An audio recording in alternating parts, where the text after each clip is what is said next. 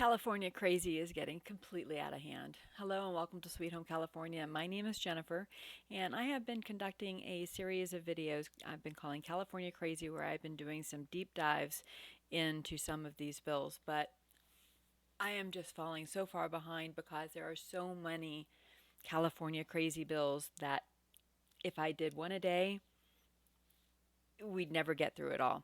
So I'm going to actually, because also I need to kind of update something as well, some things that I had been talking about in the past. So California Assembly Bill 2223 is about reproductive, um, what they call it. It basically was allowing uh, pr- perinatal deaths, which is generally defined as anything from when a child would be viable in utero at about 20 weeks to either 7 days or a month. Some definitions even have it perinatal as up to a year.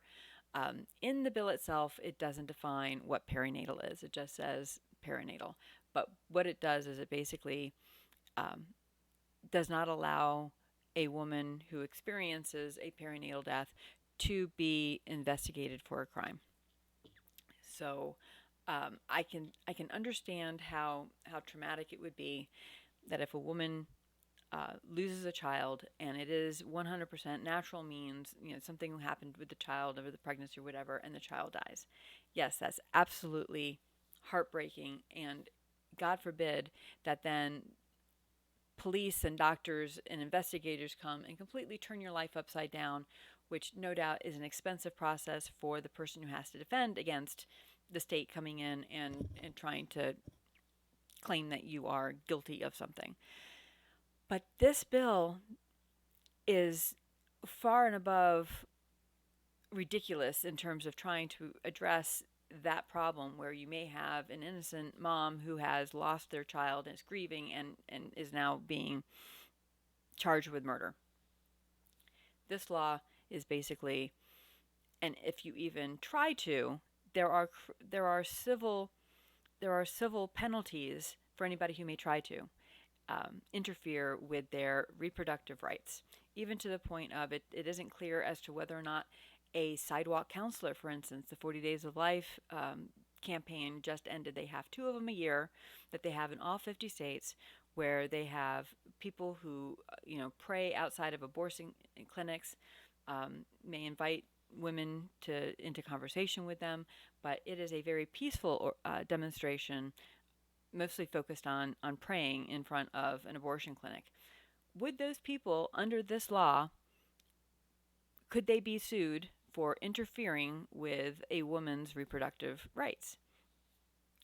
It's very murky. I think that they definitely could be sued. And I think the minimum charge is $25,000, in addition to any of the um, administrative fees or whatever, legal fees that the woman may have in trying to bring such a suit against a sidewalk counselor.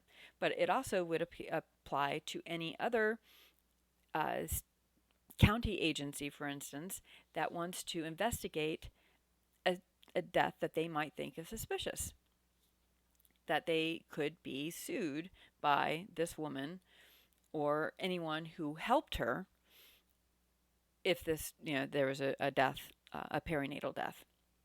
Let me get to this. All right, so here is the bill. They have had some slight modifications since I last talked about it, but unfortunately, it has passed on to the next committee. The several live streams were going on about it. That it was a little confusing when they did the vote because they were talking about voting it out of committee, and some people that were there at the time live streaming thought voting it out meant that it was going to be gone, but that wasn't the case. Unfortunately, it was voted 11-3, 11 in favor of moving it to the next committee, which is the next step for getting it passed into a bill. So there is still time to stop this. It does have another um, uh, council committee to go to, the appropriations committee. As of right now, there is not a date set for that, but this was updated right here, April 20th, it was referred to do pass onto the Appropriations Committee. So we still need to hear your voices. If you are in California, contact your legislators. If you are not in California, please also keep aware of what's going on here, because whatever happens in California, oftentimes other blue states just take that entire law and then they start, and they can go even faster because they've already gone through some of these preliminary things. So, so this is definitely a terrible bill. I know that there's a lot of liberal media out there saying that this is, claiming to allow, you know, infanticide, and they say fact check false. But if you read the actual bill, read the bill, it does allow for coroners to evaluate the death. However, the report of the coroner explicitly says in the text, the report of the coroner cannot be used in a criminal proceeding against the woman. So even if the coroner finds that, yeah, this looks suspicious, with that verbiage in there, that his report can't be used in a criminal proceeding, where do you go from there? How is that not legalizing infanticide? There's even more. There is another bill. So we are now going into, all right, so we don't have enough doctors to perform all these abortions. What are we going to do? We have these red states that are placing more and more restrictions on abortion. And so California wants to be a sanctuary state for abortions, but there aren't enough doctors to do it. So what are they going to do? They're passing a law to allow nurse practitioners to perform abortions without a doctor's supervision. So this is Bill SB 1375. And, oh my goodness, hold on just a moment. Let me get this into a better position here so you can read it better. So this bill is called SB 1375, and this would allow for a nurse practitioner and certified nurse midwives to perform abortions. Most people go into healthcare to provide healthcare, to first do no harm.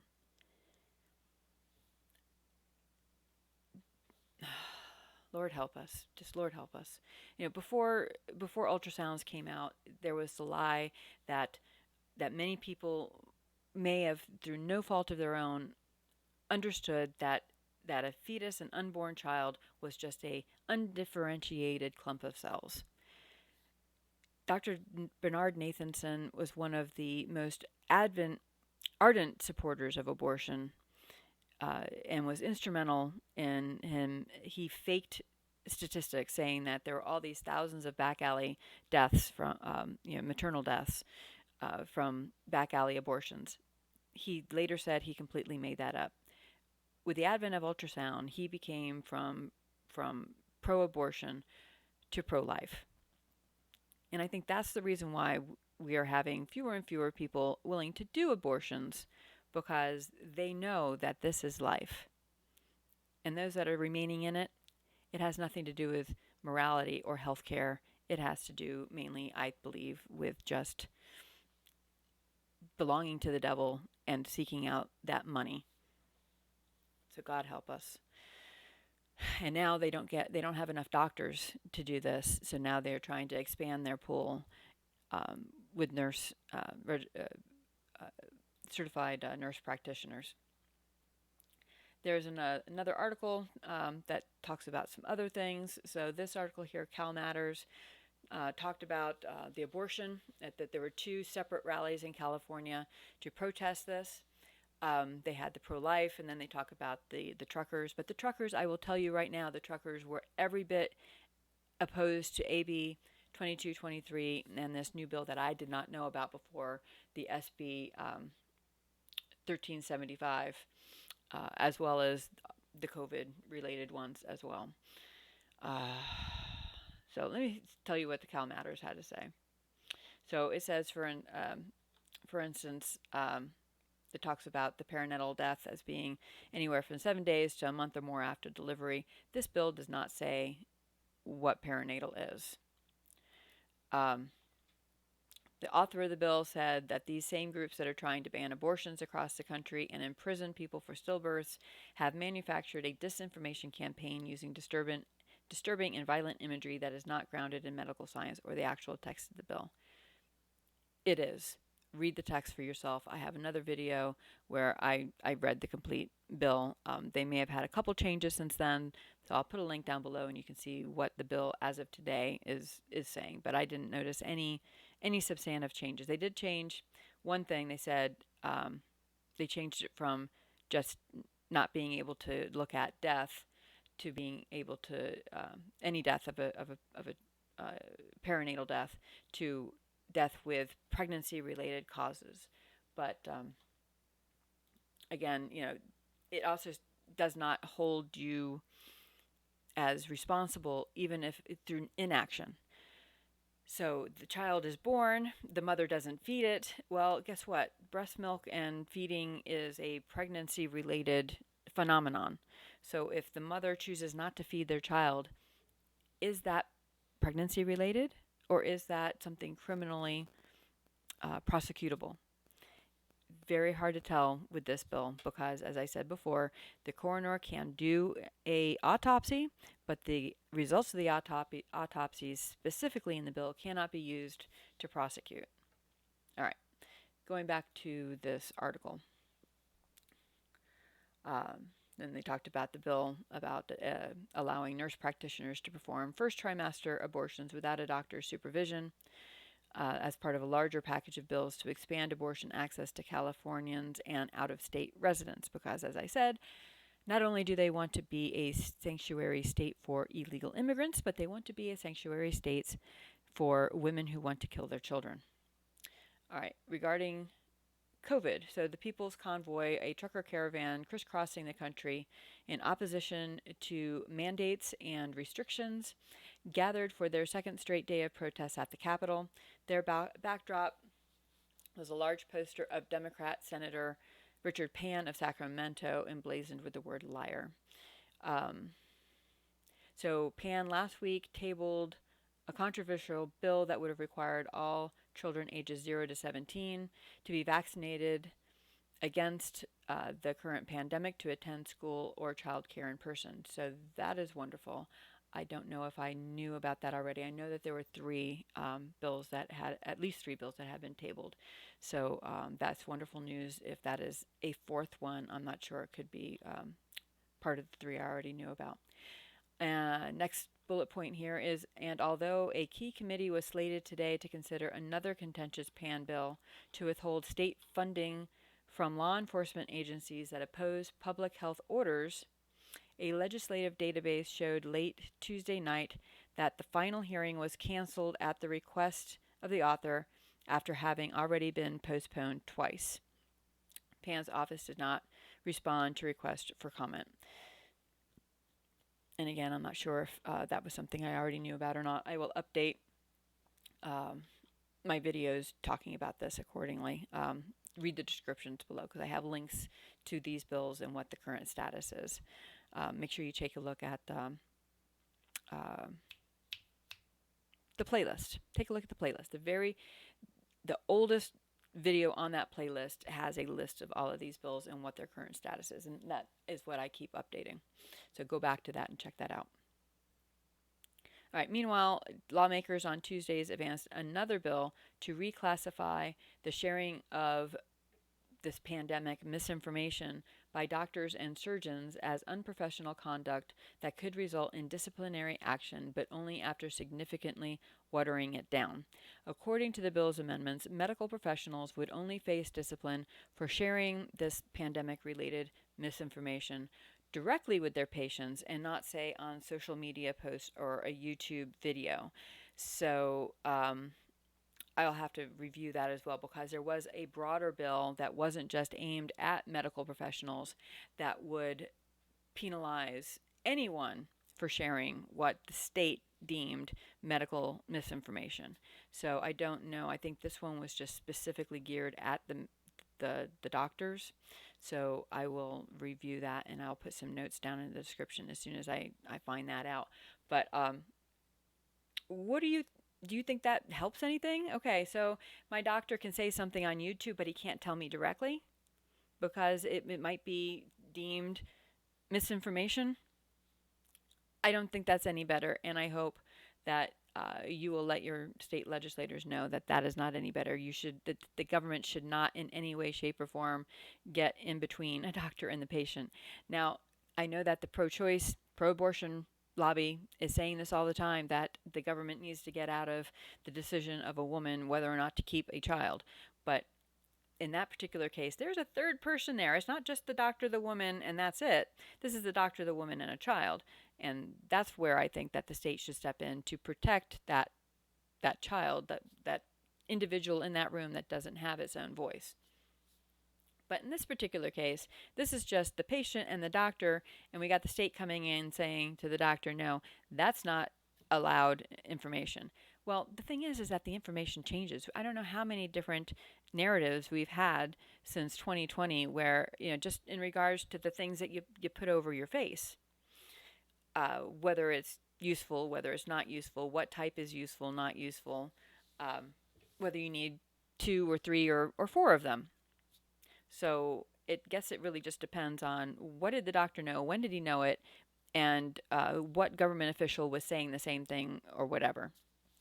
Let me know what your thoughts are in the comments below. I would appreciate it. So, anyhow, coronavirus bottom line. So as of Monday, California had 8.5 million confirmed cases, which was up 0.2% from the previous day, and 89,000 deaths supposedly, which is 0.2 from the previous day, according to state data now updated only twice a week on Tuesdays and Fridays, because guess what? It's just moving that slowly. And CalMatters also tracks the hospitalizations by county. California supposedly has administered 74 million vaccine doses, and 75.2% of eligible Californians are supposedly fully vaccinated. And again, that decision, I'm not against inoculations. I'm just against forced inoculations. I think that it should be a decision freely entered into between the patient and their doctor with as much information as they can possibly have. But anyhow, I will leave it there for right now. The most important things right now are what I believe are these pro-abortion bills that they need to be fought against. I think it is terrible public policy to be encouraging the deaths of the next generation at the expense of the souls of those that are still living. Anyhow, God bless, and I will talk to you next time.